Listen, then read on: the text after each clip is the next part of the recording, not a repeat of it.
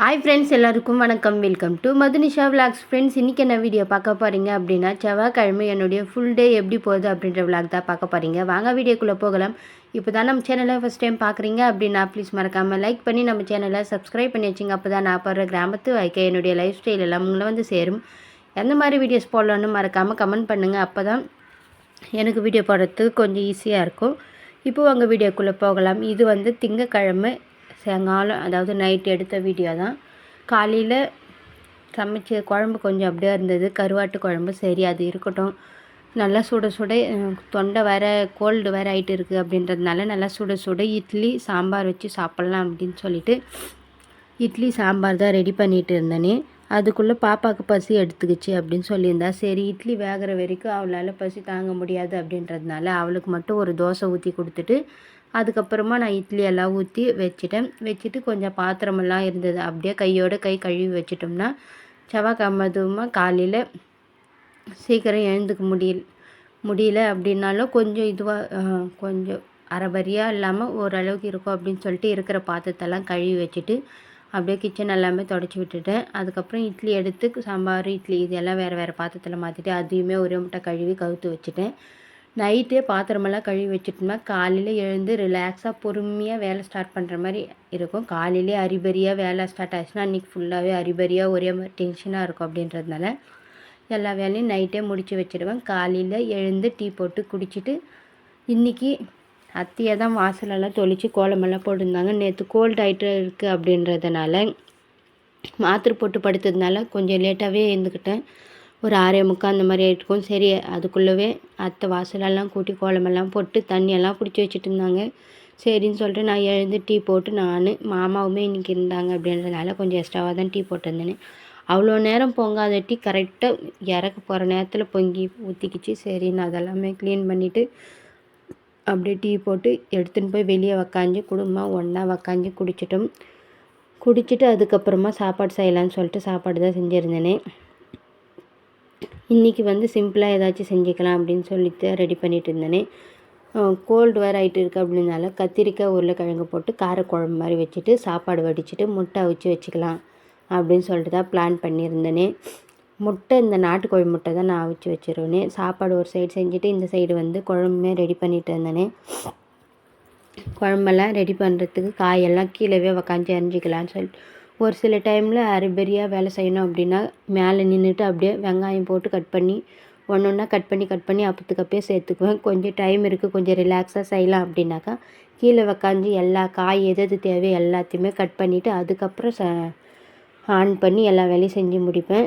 இன்றைக்கி அந்த மாதிரி தான் பொறுமையாக தான் வேலையை ஸ்டார்ட் ஆகிடுச்சு. எழுந்து லேட்டாக இருந்தாலும் நைட்டே பாத்திரமெல்லாம் கழுவி வச்சுட்டு கிச்சனை சுத்தமாக இருந்ததுனால நம்மளுக்கும் டென்ஷன் இல்லாமல் நல்லபடியாக வேலை செய்யணும் அப்படின்னு சொல்லிட்டு இது பண்ணிகிட்டு இருந்தேன். எல்லாத்தையும் ரெடி பண்ணிட்டு கத்திரிக்காய் உருளைக்கிழங்கெல்லாம் கட் பண்ணி வச்சுருந்தேன். பூண்டு மட்டும் உரிக்காமல் இருந்தது. பூண்டு மட்டும் அப்பத்துக்கப்போ கொஞ்சம் வெங்காயம் கூட கொஞ்சம் தக்காளி கூட கொஞ்சம் அப்பத்துக்கப்போ கொஞ்சமாக உரித்து போட்டுட்டு இருந்தேனே. இருக்கிறதுல பெரிய வேலைன்னா இந்த பூண்டு உரிக்கிற வேலை தான். அவ்வளோ இசிக்குது. அதுவும் இல்லாமல் இந்த வாட்டி நான் தான் வாங்கி எழுதுனே. இந்த பூனை ரொம்ப சின்னதாக இருக்குது. சரின்னு சொல்லிவிட்டு அது கூட இந்த குட்டி பாப்பா வேறு அலப்பறை பண்ணிகிட்டு இருந்தா. சரி, அவளை சமாதானப்படுத்தி ஒரு வேலையும் செஞ்சு முடியத்துக்குள்ளே போதும் இப்போது. அதுக்கப்புறம் எல்லாமே செஞ்சு முடிச்சுட்டு முட்டை வந்து நாட்டுக்கோழி முட்டை தான் இருந்தது. நம்ம கோழியே இட்ட முட்டை தான் இருந்தது. சரி, அதையுமே அவிச்சு வச்சிடலான்னு சொல்லிட்டு அதை அவிச்சிட்டு இருந்தேன்.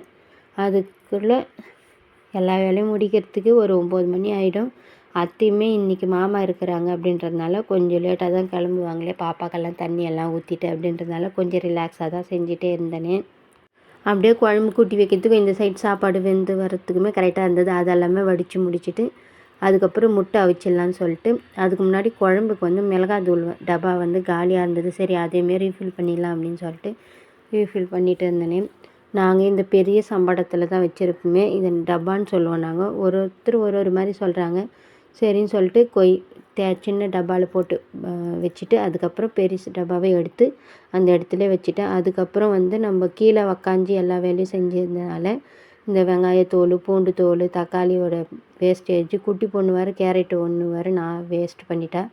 சரி, அதெல்லாமே முதல்ல எடுத்துகிட்டு அதுக்கப்புறமா பெருக்கிட்டு அதுக்கப்புறம் மாப் வச்சு தொடச்சிக்கலாம் அப்படின்னு சொல்லிட்டு இப்போத்துக்கு வாரி வச்சுட்டேன். அதுக்குள்ளே எல்லாம் இதுவாகிட்டு முட்டை வந்து வேக வைக்கலான்னு சொல்லிட்டு முட்டை தான் வேக வச்சுருந்தேன். நம்ம நாட்டுக்கோழி முட்டை. இந்த நாட்டுக்கோழி முட்டை உப்பு போட்டு வேக வச்சு வச்சுருந்தேன். ஆனால் இது உரிக்கிறப்போ சரியாகவே வரமாட்டேங்குது. இப்போ பாதி முட்டைக்கு வேஸ்ட்டாக தான் போகுது. அந்த தோலோடு ஒட்டிக்கிட்டு போகுது. இதுக்கு எதனா டிப்ஸ் இருந்தால் சொல்லுங்கள். 5 முட்டை வேக வச்சா 3 முட்டை இல்லை 2 முட்டை தான் நல்லா முழுசாக உறிஞ்சி வருது. மற்றதெல்லாம் இதுவாக போயிடுது. இத்தனைக்கும் நம்ம முட்டை தான் அப்பத்துக்கு அப்பே வச்ச முட்டை ஒரு 5-4 முட்டை அப்படியே சேர்த்து இது பண்ணி வச்சுருந்தேன். அந்த முட்டை வேக வச்சுருந்தேன். ஒரு சைடு இது வந்துட்டு இந்த சைடு குழம்புமே ரெடி ஆகிடுச்சு. சரின்னு சொல்லிவிட்டு அதுக்கப்புறம் கொஞ்சம் பாத்திரமெல்லாம் இருந்ததா, சரி அதெல்லாம் கழுவிட்டு அப்படியே கிச்சனுமே ஒரே முட்டை தொடச்சி விட்டுடலாம். அத்தை போகிறதுக்குள்ளே கிச்சன் வேலையை முடிச்சுட்டு இருந்தால் எல்லா வேலையுமே முடிஞ்ச மாதிரி இருந்தேன். அதுக்கப்புறம் வேலை கம்மியாக தான் இருக்கும் அப்படின்றதுனால டக்குன்னு எல்லா வேலையும் செஞ்சுட்டு இருந்தேன். சரி முட்டை அதுக்கப்புறம் உரித்து எடுத்துக்கலான்னு சொல்லிட்டு நல்லா வெந்து வந்துருந்தது. அதையுமே உரிச்சிட்டு இருக்கிற பாத்திரமெல்லாம் கழுவி வீடெல்லாம் பெருக்கி எங்கெங்கே அழுக்கு இருக்குதோ அங்கங்கெல்லாம் மட்டும் மாப் போட்டு தொடச்சிட்டேன். பாருங்கள் உரிச்சதும் இந்த பாருங்கள் 5 முட்டையில் 2 முட்டை தான் கொஞ்சம் ஓரளவுக்கு நல்லா வந்திருக்கு. மிச்சம் 3 முட்டை இந்த மாதிரி தான் ஆகிப்போச்சு. சரின்னு எல்லாத்தையும் விலைக்கு முடிச்சுட்டு இருந்தேன்னா சரி அதை உடனே எடுத்து கவுத்து வச்சிடலான்னு சொல்லிட்டு உடனே கவுத்துட்டேன் எடுத்து. ஏன்னா அப்போ தான் ஈஸியாக இருக்கும். எவ்வளோ இடம் இருந்தாலும் நம்மளுக்கு இது மாதிரி தான் இருக்குமே. சரின்னு சொல்லிவிட்டு இந்த செவ்வாய்க்கிழமை அப்படின்றதுனால விம் லிக்விட் போட்டு இந்த அடுப்பெல்லாம் துடைச்சிட்டு இருந்தேன். எல்லாத்தையுமே துடைச்சி முடிச்சுட்டு அதுக்கப்புறம் வீடு மட்டும் அழுக்காக இருக்கிற இடத்துல மட்டும் துடைச்சிக்கிட்டேன். ஏன்னா கோல்டு ஆகிட்டு இருக்குது. இன்னும் தண்ணியில் இருந்தால் இன்னும் ஜாஸ்தியாக தான் கோல்டு ஜாஸ்தி ஆகிடும். இப்போவே தொண்டை ஒரு மாதிரி கரங்கரன்னு அப்படியே எச்செல்லாம் முழுங்குறப்போ வலி எடுக்குது.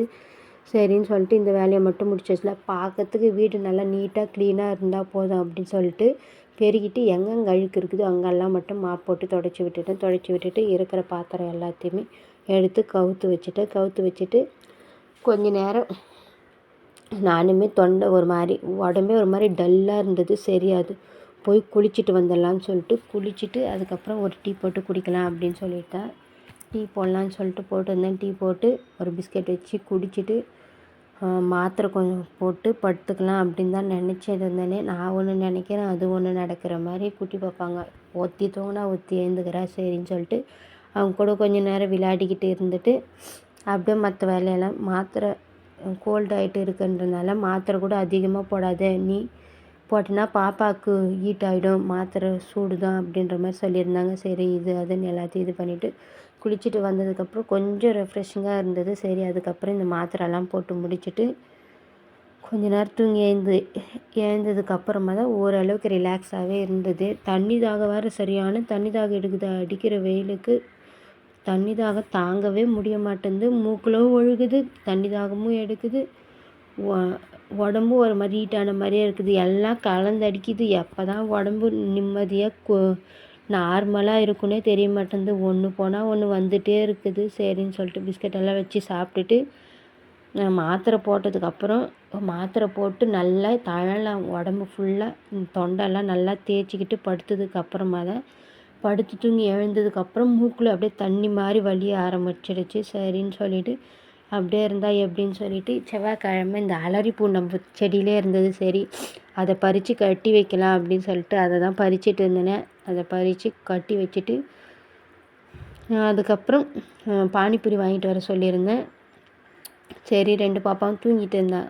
பெரிய பாப்பாவும் எழுந்துட்டு அதுக்குள்ளே சரின்னு சொல்லிட்டு அவளுக்கு சமாதானப்படுத்தி அந்த பொம்மைங்கள்லாம் கொடுத்துட்டு இந்த பீரோவுக்குள்ளே ரொம்ப டஸ்ட்டாக களைச்சி போட்டாப்புல இருந்தது. சரி அதெல்லாம் கொஞ்சம் எடுத்து ஏற கட்டி வைக்கலான்னு சொல்லிட்டு அதெல்லாம் தான் ஏற கட்டிகிட்டு இருந்தேனே. அதெல்லாம் ஏற கட்டி வச்சுட்டு அது மட்டும்தான் ஏற கட்டினேன். 2 ட்ரா மட்டும்தான் ஏற கட்டினேன். அதுக்குள்ளவே 2 பேரில் ஒத்தி மூழ்கிட்டு இருந்தால் பரவாயில்ல. இந்த சின்ன பாப்பா மூழ்கிட்டு இருந்தால்னா வேலை எதுவும் செய்ய முடியாது. அவள் பக்கத்துலேயே உக்காந்துட்டு இருக்கணும்னுவா. சரின்னு சொல்லிட்டு அவள் தூங்குறப்ப இதெல்லாம் ஏற கட்டிடலான்னு சொல்லிட்டு இதெல்லாம் ஏற கட்டி வச்சுட்டு அலரிப்பூ பறித்து மட்டும் வச்சுட்டு இருந்தேன்னா சரி இப்போ கட்டி முடிச்சிடலான்னு சொல்லிட்டு அதை தான் கட்டிகிட்டு இருந்தேனே. ஒரு 2 முழம் பூ பக்கம் வந்துருந்தது. செவ்வாய்க்கிழமை டைமில் அலரிப்பூ பறித்து போடு, நம்ம செடியிலே இருக்குது, ஒருத்தர் காசு கொடுத்து வாங்கி போடுறாங்க, நீ செடியில் இருக்குதே பறித்து வைக்க மாட்டேன்றே அப்படின்னு அர்த்தம் சொல்லிட்டு இருந்தாங்க. சரின்னு சொல்லிட்டு அதை கட்டி முருகருக்கு அலரிப்பூனா ரொம்பவுமே இஷ்டம் அப்படின்ற மாதிரியும் சொல்லியிருந்தாங்க. சிவப்பு நிறப்பூ ரெட் கலரில் எந்தெந்த பூ கூட அது எல்லாமே ரொம்ப உகந்தது அப்படின்ற மாதிரி சொல்லியிருந்தாங்க. நம்ம வீட்டில் செம்பருத்தி செடியுமே இருக்குது, இந்த அலரி செடியுமே இருக்குது. சரின்னு சொல்லிட்டு இந்த அலரிப்பூ தான் பறித்து கட்டி உடனே அப்பத்துக்கப்பே சாமிக்கு வச்சுட்டேன். மொத்தம் 2 முழம் பூ வந்துருந்தது. சரின்னு சொல்லிட்டு அது சாமிக்கு வச்சுட்டு வழுக்க ஏற்றி சாமி கும்பிட்டுட்டு அதோட டின்னருக்கு காலையில் வச்சு சாப்பாடு அப்படியே இருந்தது. சரி அதையே கொஞ்சம் சீக்கிரமாக 9 மணிக்கு சாப்பிடுவோன்னா ஒரு 7 மணிக்கே சாப்பிட்டுட்டோன்னா கொஞ்சம் நல்லாயிருக்கும் சாப்பாடு அப்படின்னு சாப்பிட்டு முடிச்சாச்சு. இந்த வீடியோ பிடிச்சிருந்தா லைக் பண்ணி நம்ம சேனலை சப்ஸ்கிரைப் பண்ணி